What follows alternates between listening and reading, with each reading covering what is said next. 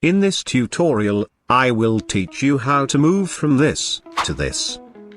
Without wasting much time, let's get into it. Create a new workspace by clicking on Create New. The standard dimension for YouTube thumbnail is 1920 by 1080. For the resolution, I usually use 72. Now, this is where the magic begins. Let's import our image. I have a short tutorial on how to remove backgrounds. The link will be placed in the description. Resize your image.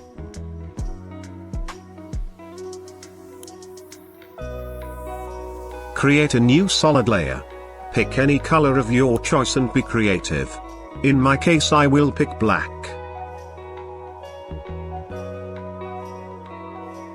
Select the rectangle tool and follow the steps as shown.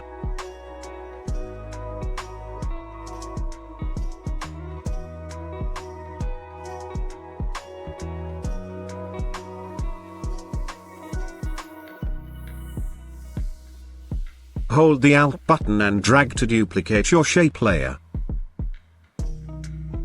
Repeat this step.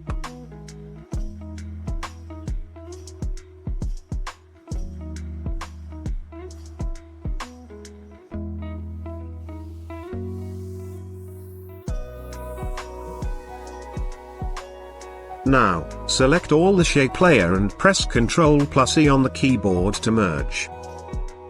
Follow the next steps carefully and be creative about it.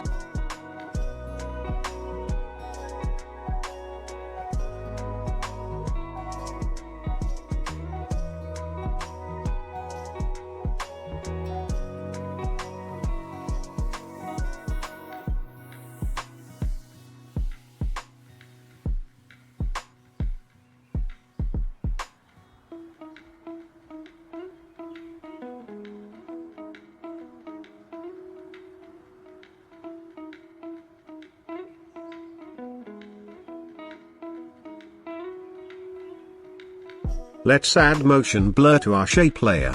Click on Filter, select Blur and choose Motion Blur. Try play around with the distance and angle till you get an effect that fits your design.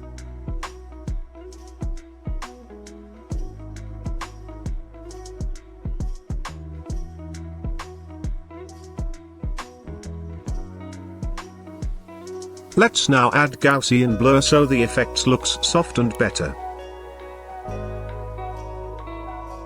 I think I like this. Let's add a new solid layer and reduce its opacity.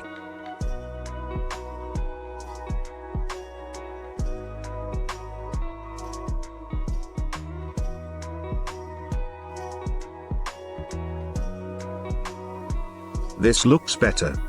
I will now show you a very simple way of adding the glow effect around your subject. Select the subject layer and go to Blending Options.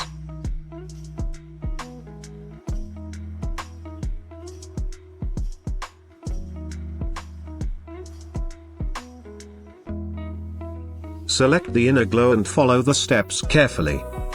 It sort of looks good already. You can change the glow color if you want to. I chose red because it matches with the background perfectly. You can increase or decrease the opacity if you want to.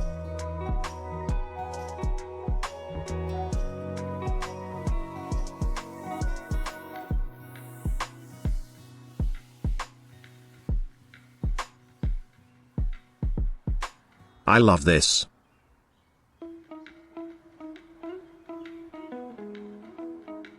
For the final step, add your text layer. The font I will be using is Bibber's New.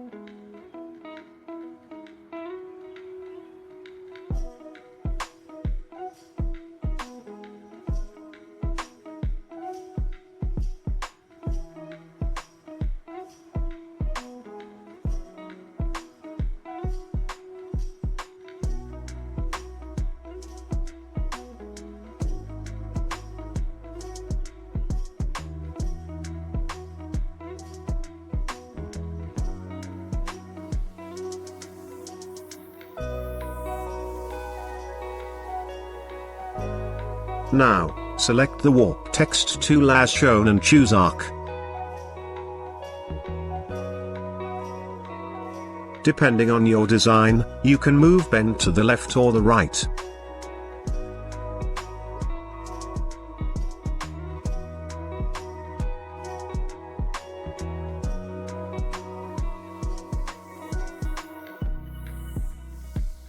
Increase your font size.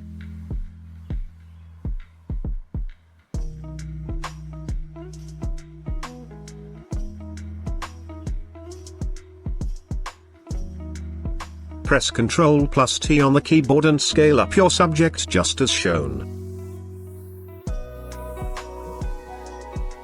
Make sure you move the subject layer on top so the text shows behind it. This is a bonus step. To make your subject match with the background, select Color Balance.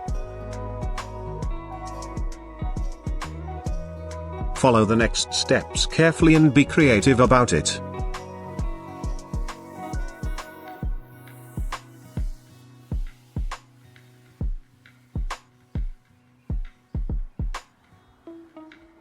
The clipping mask tool helps you work on a particular layer when selected. Let me show you how it works.